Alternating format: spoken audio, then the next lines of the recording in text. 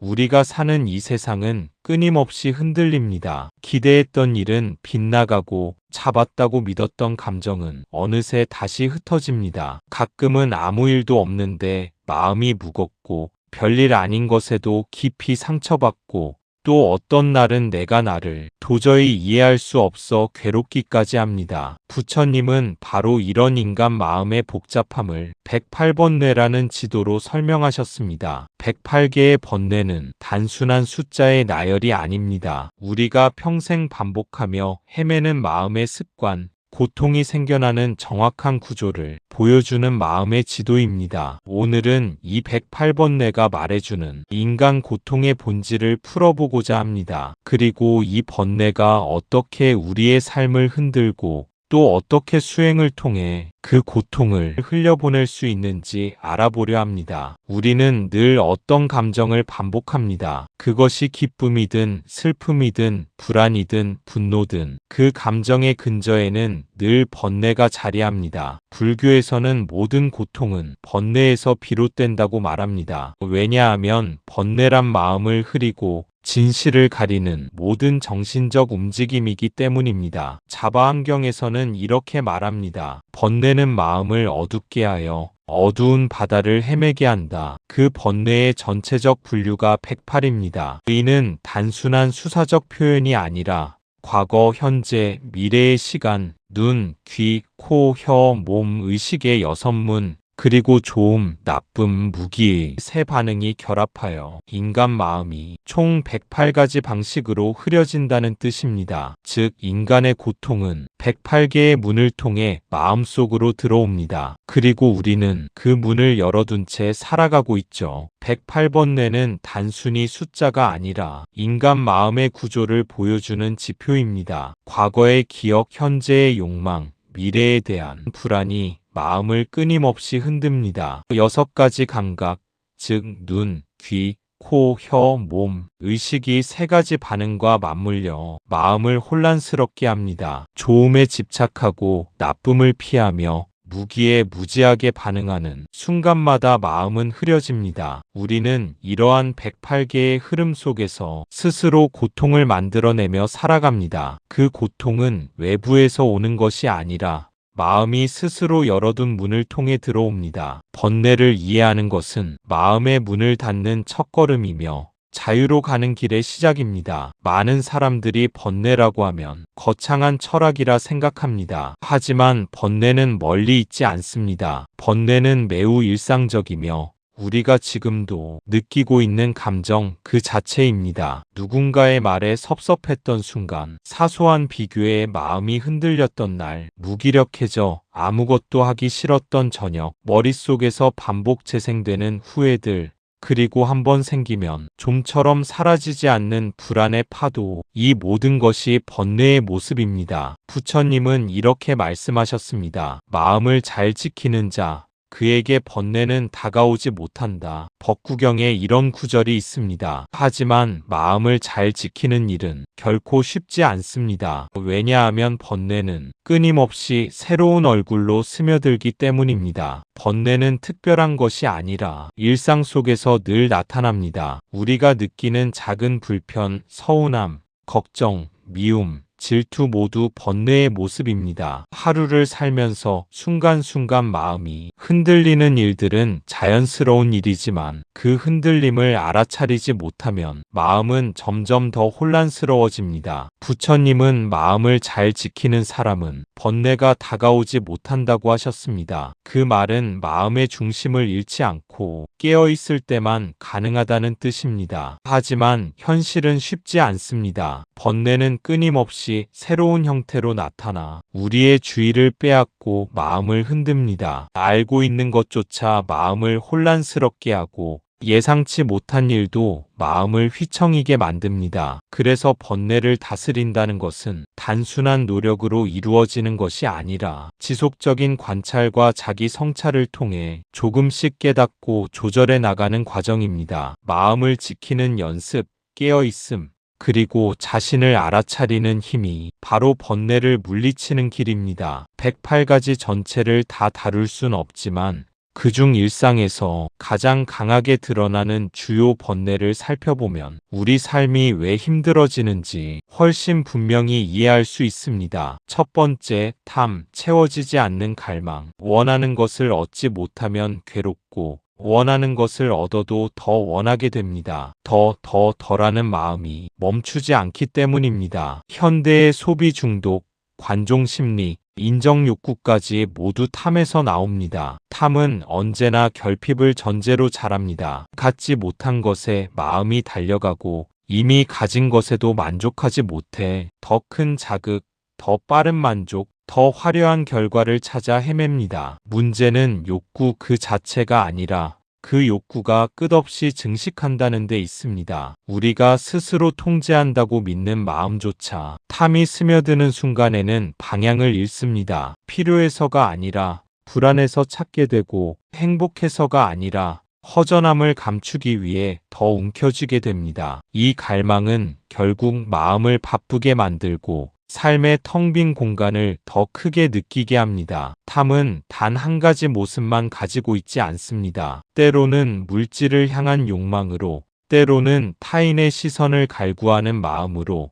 또 어떤 때에는 인정받고 싶다는 절박함으로 변합니다. 겉모습은 다르지만 뿌리는 동일합니다. 지금의 나는 충분하지 않다는 깊은 결핍. 그래서 탐은 마음 가장 깊은 곳에서 자기 자신을 끊임없이 부정하게 만듭니다. 나는 더 가져야 하고 더 나아 보여야 하며 더 인정받아야 한다고 생각하게 합니다. 그러나 그 끝에는 평온이 없습니다. 일시적인 만족은 오히려 더 큰 허기를 불러옵니다. 마치 감질나는 물 한 모금이 목마름을 잠시 속여줄 뿐 갈증을 해소하지 못하는 것과 같습니다. 탐은 결국 우리를 현재에서 멀어지게 합니다. 지금 이 순간의 온전함을 느끼기보다 앞으로 올 무언가를 향한 초조함에 머물게 합니다. 그리고 그 초조함이 쌓이면 우리는 삶의 본질을 잃어버립니다. 눈앞에 있는 사람과의 관계도, 소박한 일상의 기쁨도, 지금 바로 느낄 수 있는 감사도 전부 흐릿해져 버립니다. 결국 탐은 우리에게 끊임없이 묻습니다. 너는 지금 충분한가? 그러나 그 질문에 충분하다고 답할 수 있는 순간은 탐을 채웠을 때가 아니라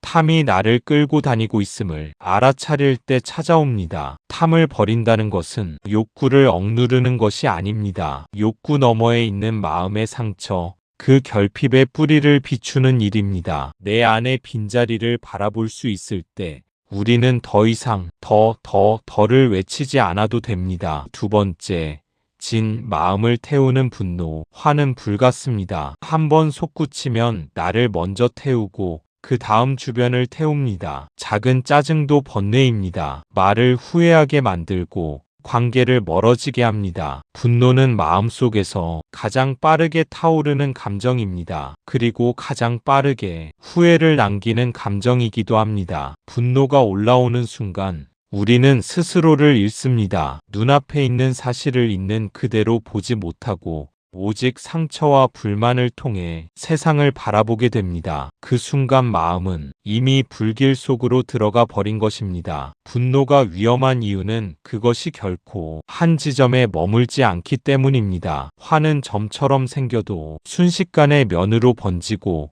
결국엔 사람과 사람 사이의 거리를 태워서 돌이키기 어려운 상처로 남습니다. 한마디만 던지면 끝날 것 같았던 말이 상대의 마음에 오래 남아 관계를 서서히 무너뜨립니다. 작은 짜증 역시 분노의 씨앗입니다. 우리는 이 정도는 괜찮겠지라고 생각하지만 마음이 예민해져 있을 때는 그 작은 불씨가 금세 커져 전혀 의도하지 않았던 감정 폭발로 이어질 수 있습니다. 그래서 수행에서는 분노의 초기 신호를 알아차리는 것을 매우 중요한 수행으로 봅니다. 초기 신호를 알아차리면 불이 커지기 전에 물을 끼얹을 수 있기 때문입니다. 그러나 많은 이들이 분노를 힘의 표현이라고 오해합니다. 내 입장을 지키기 위한 방어라고 생각하기도 합니다. 하지만 진정한 힘은 분노를 터뜨리는 것이 아니라 분노가 일어나는 자신을 볼 수 있는 데에서 나옵니다. 화를 참는 것이 아니라 왜 이 감정이 내 안에서 피어오르는 모르는지 그 작동 방식을 이해하는 데서 지혜가 자랍니다. 분노는 사실 고통에서 비롯됩니다. 상처받았다는 느낌,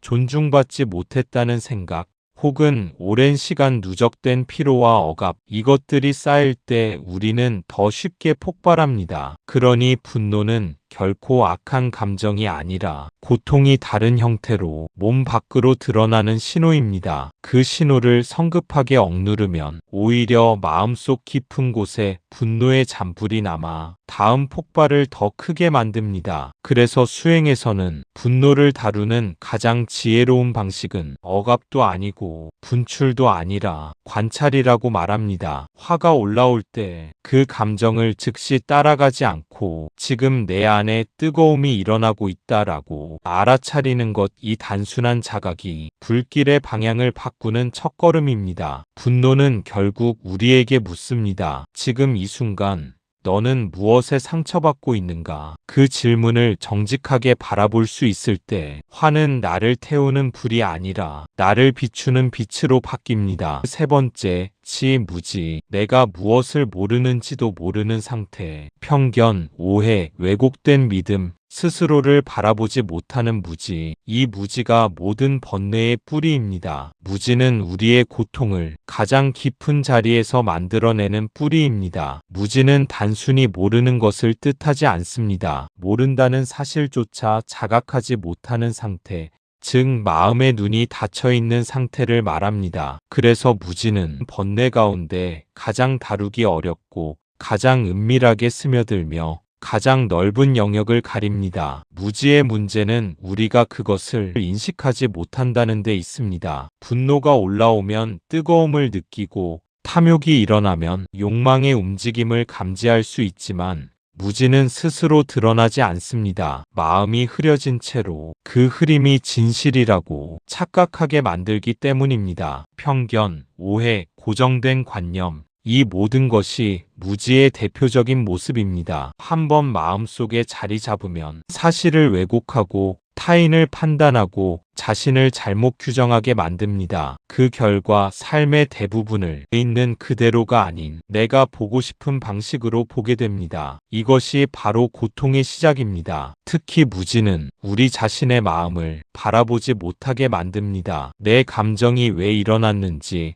내가 무엇에 상처받고 있는지, 지금 어떤 집착을 붙들고 있는지 전혀 보지 못한 채 그저 삶에 휩쓸리듯 반응하게 만듭니다. 이 반응적 삶은 끝없는 번뇌의 순환을 만듭니다. 무지가 깊을수록 우리는 책임을 밖으로 돌리게 됩니다. 세상이 나에게 불친절해서, 환경이 나빠서, 주변 사람들이 부족해서 내 삶이 괴롭다고 믿게 됩니다. 그러나 진짜 문제는 세상이 아니라 그 세상을 바라보는 나의 눈이 흐려져 있다는 사실입니다. 이 흐림이 바로 무지입니다. 불교에서 무지는 단순한 결함이 아니라 모든 업과 번뇌의 근원이라고 설명됩니다. 왜냐하면 무지가 있는 한 우리는 욕망을 욕망인 줄 모르고 분노를 분노인 줄 모르며 집착을 집착인 줄 모르고 그 감정에 휘둘리기 때문입니다. 아프다는 사실조차 모르면 치유는 시작될 수 없습니다. 그렇다면 무지는 어떻게 밝아질까요? 지식으로 채워진다고 없어지는 것이 아닙니다. 아무리 많은 정보를 받아도 자기 마음을 모르면 무지는 그대로 남습니다. 무지를 밝히는 힘은 지식이 아니라 깨달음,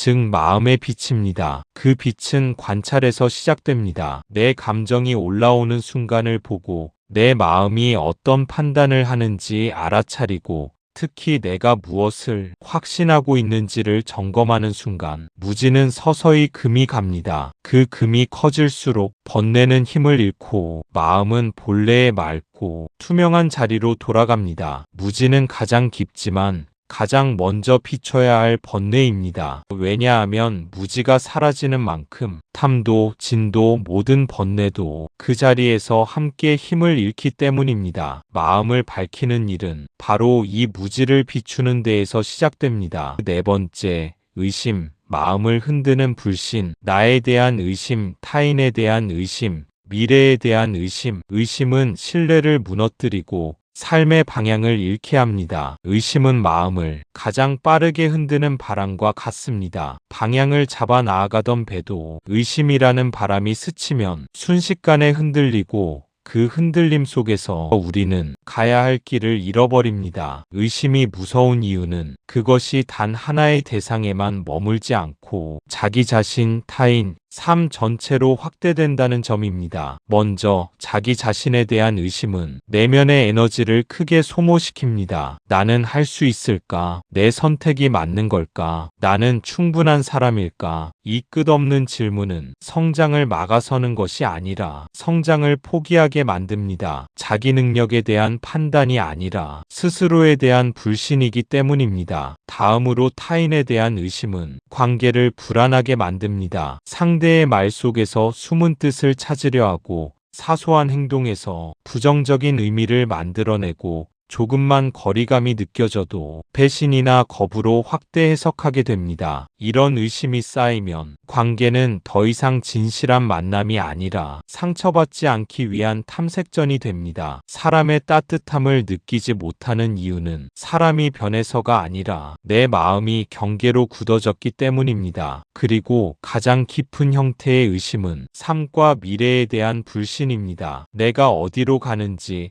지금 이 길이 옳은지, 앞날에 어떤 일이 기다리는지 확신할 수 없게 되면 현재의 모든 노력은 의미를 잃은 것처럼 느껴집니다. 미래에 대한 불신은 지금의 삶을 흔들어 버립니다. 발을 내디딜 순간마다 불안이 따라붙고 선택은 점점 어려워지고 삶은 무거운 안개 속에 들어갑니다. 의심은 결코 단순한 감정이 아닙니다. 의심은 마음을 불안정하게 만들어 현실을 왜곡하고 관계를 흐리게 하고 내면의 중심을 잃게 만드는 강력한 번뇌입니다. 그리고 의심의 가장 큰 특징은 근거가 부족해도 스스로 확실해진다는 것입니다. 확신 없는 불신이 마음을 지배하는 순간 우리는 판단력을 잃습니다. 그러나 반대로 말하면 의심은 명확히 보기 시작했을 때 그 힘을 잃습니다. 의심을 억누를 필요는 없습니다. 그저 내 마음이 지금 불신을 만들고 있구나 라고 알아차리는 순간 의심은 방향을 잃고 사라지기 시작합니다. 마음이 스스로 만들어낸 허상의 그림자라는 것을 드러내기 때문입니다. 의심을 내려놓는다는 것은 맹신하라는 뜻이 아닙니다. 불교에서 말하는 의심의 소멸은 분별 없는 믿음이 아니라 스스로의 마음을 신뢰하는 능력, 내가 보고 느끼는 것이 중심을 잡는 힘을 말합니다. 마음이 안정되면 의심은 더 이상 바람이 아니라 잠깐 스쳐 지나가는 흔들림으로 변합니다. 의심은 결국 우리에게 질문합니다. 너는 무엇을 믿고 있는가? 그 질문 앞에서 내 마음의 중심을 다시 세우는 순간 의심은 더 이상 번뇌가 아니라 나를 성장으로 이끄는 깨달음의 문이 됩니다. 다섯 번째, 비교심. 나를 갉아먹는 독. SNS를 보면서 저 사람은 저렇다는데 나는, 이 비교심은 스스로를 끊임없이 부정하게 만들고 평범한 하루도 불행하게 보이게 합니다. 비교심은 겉으로는 사소한 감정처럼 보이지만 안으로는 자신을 지속적으로 소모시키는 독과 같습니다. 우리는 무심코 누군가의 성공, 외모, 일상, 성취를 보며 나도 모르게 자신을 그 기준에 올려놓습니다. 그리고 그 기준에 미치지 못한다고 느끼는 순간 스스로를 깎아내리고 지금 가진 것의 가치를 한순간에 잃어버립니다. 비교심이 위험한 이유는 그 대상이 끝없이 확장된다는 데 있습니다. 처음에는 비슷한 연령, 비슷한 직업의 사람들을 보며 비교하지만 곧이어 전혀 다른 조건의 사람들까지 자신이 따라가야 할 기준으로 착각하게 됩니다. 이 과정에서 나의 고유한 삶은 사라지고 타인의 기준으로 구성된 가짜 목표만 남게 됩니다. 그리고 이 목표는 늘 한 발 앞서 있어 결코 도달할 수 없게 설계되어 있습니다. 비교심은 또한 삶의 감각을 무디게 만듭니다. 나의 기쁨도 성취도 오늘의 소소한 행복도 타인의 화려한 순간 앞에서 초라해 보이기 시작합니다. 덕분에 마음은 더 예민해지고 감사는 사라지며 평범한 하루가 가진 따뜻함을 느끼지 못하게 됩니다. 비교심은 하루를 있는 그대로 받아들이는 능력을 서서히 잃게 만드는 번뇌입니다. 더욱이 비교심은 자신을 바라보는 시선을 왜곡시킵니다. 남에게는 보이지 않는 나만의 성장, 내면의 변화, 조용한 노력들을 스스로 평가절하하게 만듭니다. 그 결과 자존감은 얇아지고 자기 존재의 의미마저 흐려집니다. 겉으로는 아무렇지 않아 보이지만 속에서는 자신에 대한 실망과 압박이 쌓여갑니다. 비교심은 타인을 위한 것이 아닙니다. 결국 나 자신을 해치는 감정입니다. 그리고 이 비교는 결코 완성되지 않습니다. 비교의 기준점이 계속해서 바뀌기 때문입니다. 오늘은 능력을, 내일은 외모를, 또 어떤 날은 돈이나 환경을 기준으로 나를 평가합니다. 그 기준은 내가 만든 것이 아니라 세상이 흘리는 정보에 끌려다니며 생겨난 것입니다. 그러나 마음이 조금만 고요해지면 우리는 알 수 있습니다. 비교심은 타인의 삶이 화려해서 생기는 것이 아니라 내 삶을 있는 그대로 바라보지 못하는 데서 생긴다는 사실을, 비교심을 내려놓는다는 것은 타인보다 우위에 서라는 뜻이 아니라 나 자신의 자리로 돌아오라는 초대입니다. 사람마다 속도는 다르고 지니고 태어난 조건도 다르며 겪는 풍경도 모두 다릅니다. 그런데 우리는 이 서로 다른 길들을 하나의 기준으로 재단하려 하기 때문에 고통이 생겨나는 것입니다. 비교를 멈추고 자신의 삶을 바라보는 순간 우리는 비로소 알게 됩니다. 내가 걷는 이 길도 충분히 의미 있고 아름답다는 사실을. 6번째, 열등감. 끝없는 자기 부정. 불교에서는 열등감도 일종의 뭐라고 규정된 나를 고집하는 아상으로 봅니다. 나는 부족하다, 나는 못났다, 나는 뒤처졌다는 이 마음이 자기 존재를 갉아먹습니다. 열등감은 겉으로 보기에는 조용하고 얌전해 보이지만 내면에서는 가장 끈질기게 자라는 번뇌입니다. 열등감이 마음에 자리 잡으면 그 사람의 존재 전부를 한 가지 기준으로 평가하려 하고 그 기준에 미치지 못한다는 이유로 자신을 전면적으로 부정하게 만듭니다. 그래서 열등감은 단순한 부족함의 감정이 아니라 나는 이런 사람이라는 굳어버린 아상을 강화하는 감정입니다. 열등감에 사로잡힌 마음은 자신을 바라볼 때 균형을 잃습니다. 잘한 일은 작게 보이고 못한 일은 크게 보이며 한 번의 실수는 인생 전체의 실패로 확대됩니다. 이처럼 열등감은 사실을 사실대로 보지 못하게 하며 마음의 렌즈를 왜곡된 방향으로 돌려놓습니다. 그 결과 우리는 나는 항상 부족하다 라는 잘못된 믿음을 자신에게 새기게 됩니다. 열등감이 깊어질수록 사람은 스스로를 고립시키기 쉽습니다. 다른 사람에게 보여질까 두려워 관계를 줄이고 도전을 피하고 자기 가능성을 스스로 제한합니다. 그러나 이 회피는 열등감을 줄이지 못하고 오히려 그 생각이 사실이라는 듯 더 강하게 마음에 새겨집니다. 이는 자신에 대한 자기 판결을 거듭 확증하는 과정이 됩니다. 열등감은 종종 비교심과 함께 움직입니다. 타인의 성취를 볼 때 그 자체로는 아무 문제가 없지만 열등감이 개입하면 그 성취를 기준 삼아 스스로를 깎아내리는 도구로 사용합니다. 그러나 불교적 관점에서 보면 다른 사람의 삶은 다른 인연과 다른 조건에서 피어난 과보일 뿐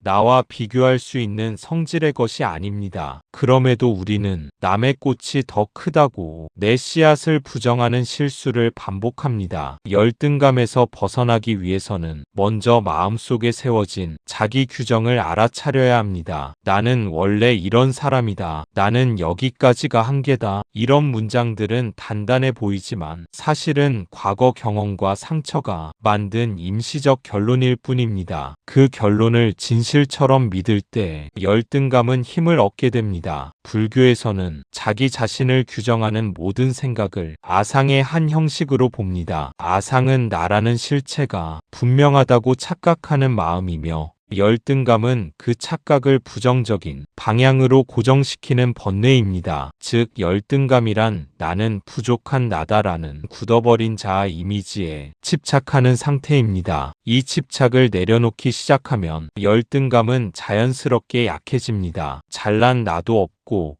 못난 나도 없습니다. 단지 인연 따라 변화하는 하나의 과정만 있을 뿐입니다. 이 사실을 이해하는 순간 자기 존재를 갉아먹던 부정의 목소리는 힘을 잃고 조용해집니다. 열등감은 결국 묻습니다. 너는 너 자신을 무엇으로 판단하고 있는가? 이 질문에 답할 수 있을 때 우리는 더 이상 과거의 그림자 속에서 자기 존재를 훼손하지 않게 됩니다. 자신에게 따뜻한 시선을 돌릴 수 있을 때 열등감은 번뇌가 아니라 성찰의 문으로 변합니다. 일곱 번째, 우월감. 교만의 덫. 열등감과 우월감은 사실 같은 뿌리입니다. 나라는 상이 단단할수록 인간은 비교를 통해 자기를 세웁니다. 그러나 교만은 관계를 멀어지게 하고 지혜를 가려버립니다. 우월감은 열등감과는 반대 방향에 서 있는 것처럼 보이지만 그 뿌리는 동일한 곳에서 자랍니다. 둘 다 나라는 상을 중심에 두고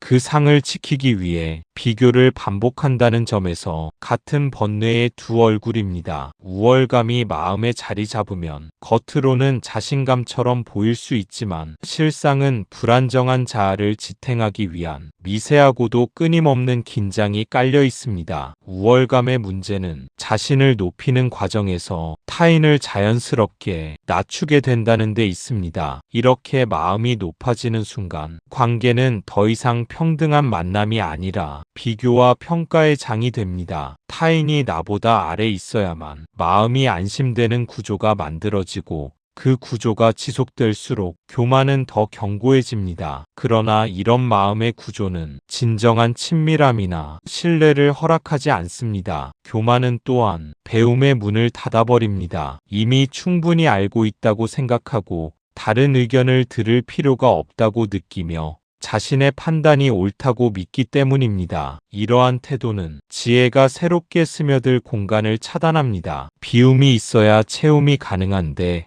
우월감은 마음을 꽉 채운 상태로 만들어 성장의 가능성을 줄여버립니다. 우월감은 미묘한 방식으로 작동합니다. 겉으로는 겸손해 보이면서도 속으로는 타인을 평가하고 누군가의 성취를 보며 흘끗 비교하며 우위를 확인하기도 합니다. 때로는 타인을 돕는 행위조차 내 우월감을 확인하기 위한 은밀한 도구가 될 수 있습니다. 이렇듯 우월감은 마음 깊은 곳에서 끊임없이 자신을 증명하려는 움직임을 만들어냅니다. 하지만 우월감을 유지하려는 마음은 의외로 큰 부담을 동반합니다. 높아진 자아상을 유지하기 위해 계속 노력해야 하고 조금이라도 실패하거나 흔들리는 상황이 오면 내면은 금방 불안해집니다. 겉으로는 당당하지만 속에서는 무너질까 두려워 늘 마음을 긴장 상태에 두게 됩니다. 이 긴장은 결국 자기 자신을 소진시키는 또 다른 번뇌가 됩니다. 불교에서는 높아짐과 낮아짐 모두 나라는 실체를 중심에 둔 착각에서 비롯된다고 설명합니다. 우월감도 열등감도 자아가 단단해질수록 강해지며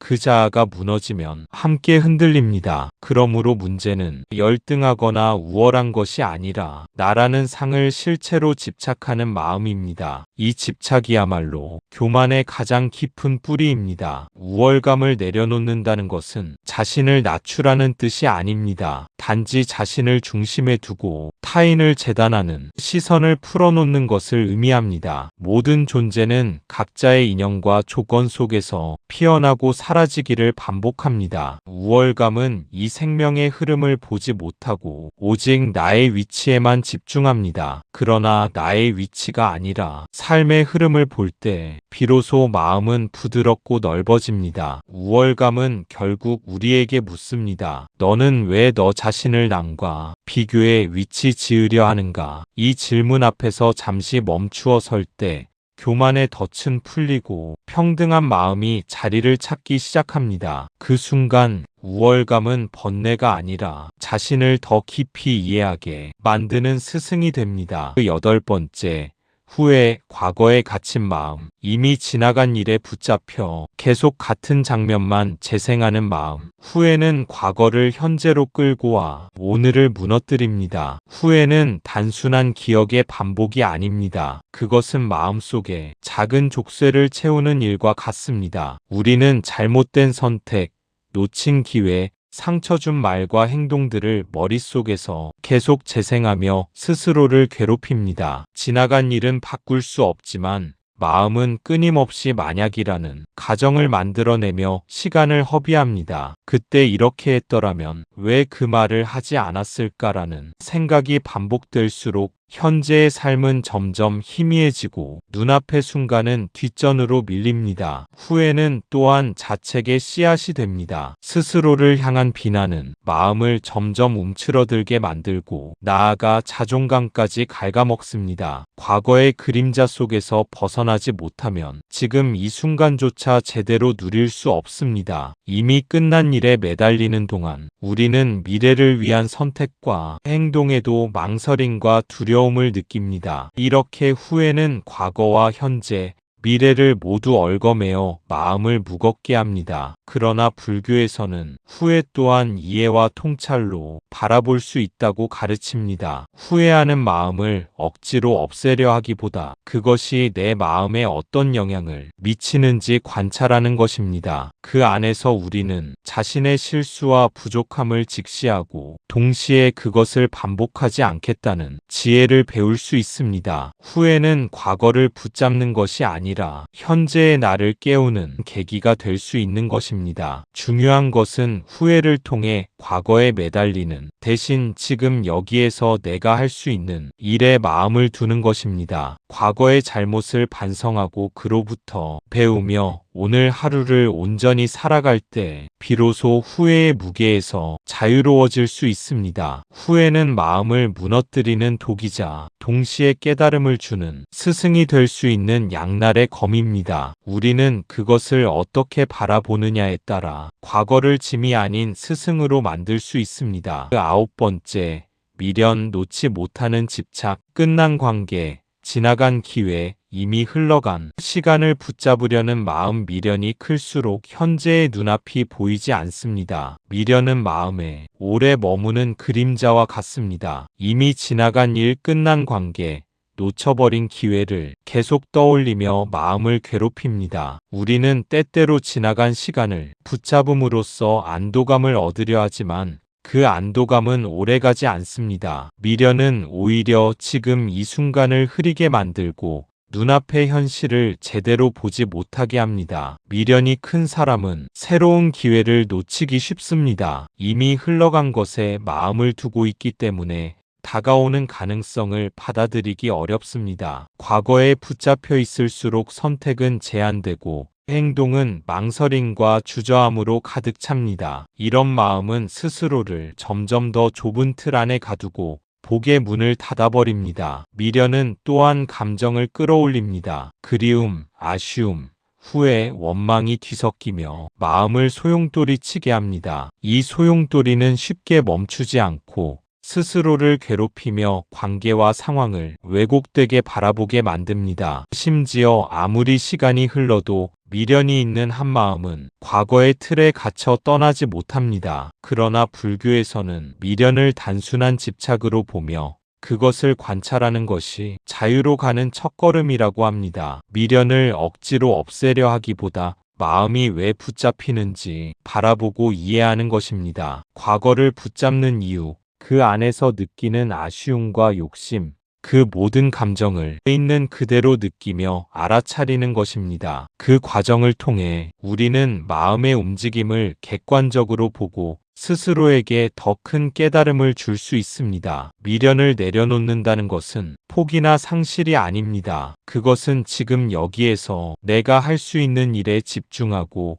과거를 통해 배운 교훈을 삶에 적용하는 일입니다. 미련을 통해 마음이 혼란스러웠다면 그 혼란을 현재의 지혜와 평온으로 바꾸는 기회가 됩니다. 지금 이 순간을 온전히 살아가는 법을 배우는 것이 바로 미련에서 자유로워지는 길입니다. 과거를 붙잡는 대신 마음을 현재에 두고 바라볼 때 우리는 흘러간 시간에 매이지 않고 눈앞의 삶을 제대로 느낄 수 있습니다. 미련은 결국 마음이 놓치고 있는 지금을 깨닫게 하는 신호일 뿐입니다. 그 신호를 통해 우리는 놓치지 말아야 할 것을 분별하고 놓아야 할 것을 놓는 지혜를 얻을 수 있습니다. 10번째, 죄책감. 스스로에게 내리는 형벌. 수행에서는 죄책감을 자기 자신을 향한 가장 무거운 번뇌라고 부릅니다. 용서하지 못한 마음은 삶을 끊임없는 벌로 만들기 때문입니다. 죄책감은 마음속에 스스로 내리는 형벌과 같습니다. 우리는 잘못한 행동이나 부족함을 떠올리며 스스로를 꾸짖습니다. 그 꾸짖음은 단순한 반성에 그치지 않고 마음을 짓누르며 하루하루를 무겁게 만듭니다. 스스로를 용서하지 못할수록 죄책감은 점점 더 깊은 번뇌로 자리 잡습니다. 죄책감은 과거의 잘못을 반복적으로 떠올리게 하고 현재의 선택과 행동마저 위축시키며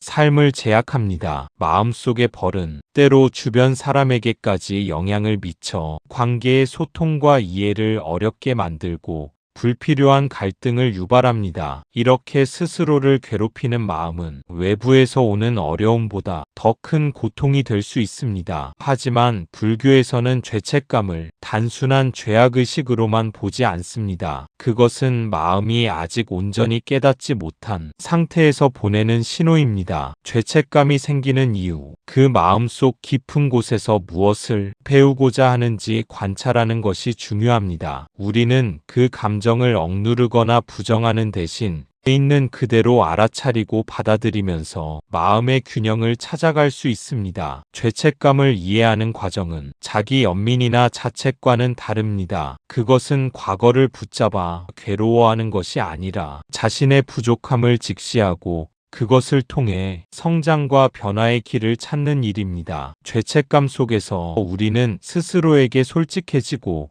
진정한 반성과 성찰을 경험할 수 있습니다. 중요한 것은 죄책감을 통해 마음을 벌하지 않는 법을 배우는 것입니다. 지나간 잘못을 반복해서 마음에 새기는 대신 오늘의 나와 현재의 선택에 집중할 때 마음은 점차 가벼워집니다. 용서와 이해, 자기 수용을 통해 우리는 스스로 내리는 형벌에서 벗어나 더 나은 삶과 평온한 마음을 만들 수 있습니다. 죄책감은 결국 우리에게 중요한 깨달음을 주는 스승입니다. 그것이 무겁게 느껴진다면 마음이 놓치고 있는 배움의 기회를 알리는 신호일 뿐입니다. 그 신호를 외면하지 않고 바라볼 때 우리는 스스로를 자유롭게 하고 과거의 잘못에서 배우며 현재를 온전히 살아가는 지혜를 얻을 수 있습니다. 여기까지 살펴본 번뇌들은 108번뇌의 단지 작은 조각일 뿐입니다. 그러나 이 작은 조각들이 바로 우리가 매일 겪는 모든 감정의 근저에 깔려 있습니다. 많은 사람들이 묻습니다. 번뇌를 없애려면 어떻게 해야 하나요? 그러나 중요한 사실이 하나 있습니다. 번뇌는 억지로 없애려 하면 더 강해진다는 것입니다. 부처님도 번뇌를 없애라고 하지 않으셨습니다. 다만 이렇게 말씀하셨습니다. 알아차림이 번뇌를 잠재운다. 즉, 번뇌는 맞서 싸울 대상이 아니라 관찰하고 통과시키는 대상입니다. 우리가 번뇌를 바라보는 순간